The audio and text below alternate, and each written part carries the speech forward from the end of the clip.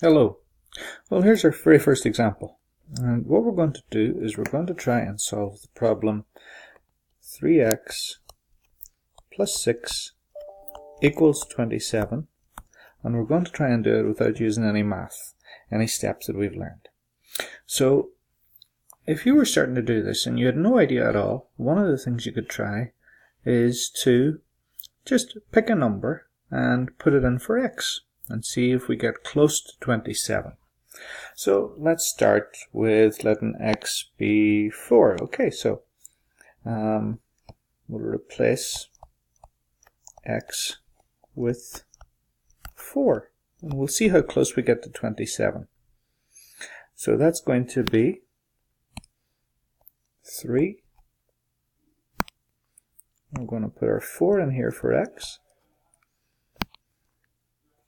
And see what we get. So 3 4s are 12, plus 6 is 18. Now we wanted 27, so the 18 is a little bit too small. So when we went with 4, when we replaced x with 4, we get 18, which is a little bit too small. So let's try something else. Let's try replacing x with, let's say, 8. Okay, and then we have 3, and we're going to replace it with 8. Replace the x with 8. 3x plus 6, so that's going to be 3 times 8 plus 6. Well, 3 8s is 24, because we always do multiplying first, plus the 6. And 24 plus 6 is 30. Now remember, we wanted 27. Okay? We wanted 27, so 30 is too big. But it is close. Okay? 30 is a little bit big, but it's close. Now, if 4 was too small,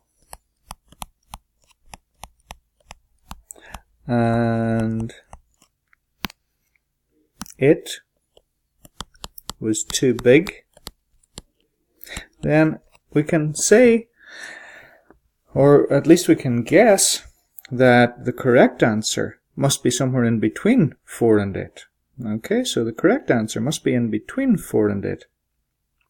Now, 8 was very, very close, so let's go with 7. Okay, let's go with 7.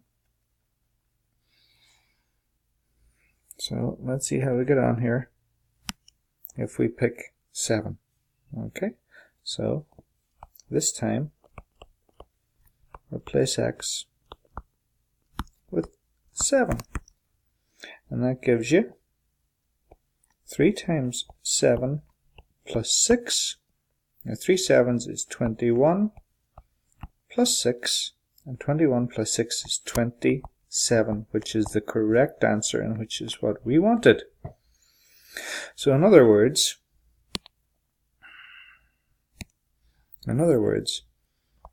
in the equation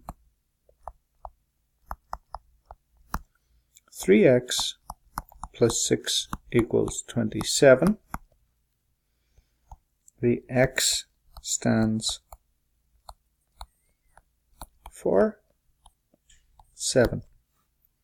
Another way of saying that is x is equal to 7. Okay? Now we've solved the problem, and we've done it without any steps or without any difficult math. We've just tried guessing one number, it didn't work. Guess another number, it didn't work. But then we used a little bit of logic. We said the first one gave us an answer that was too small. The second one gave us an answer that was too big. So we looked in between 4 and 8. And we said, let's go with 7. And we got our answer that way. So what this shows you is that you can do math without learning all the different steps. But the steps, once we learn them, they're going to allow us to do the question a little bit faster than this, and we won't have to try different numbers. We had to try 3 numbers to get our answer. So steps do the same thing, but they allow us to do it quicker. And that's why there's an advantage to learning the steps, and that's why we're going to have to do that as well. Okay, after this I'm going to ask you to do one problem just like it on your own, again just using this method of guessing and refining your guess.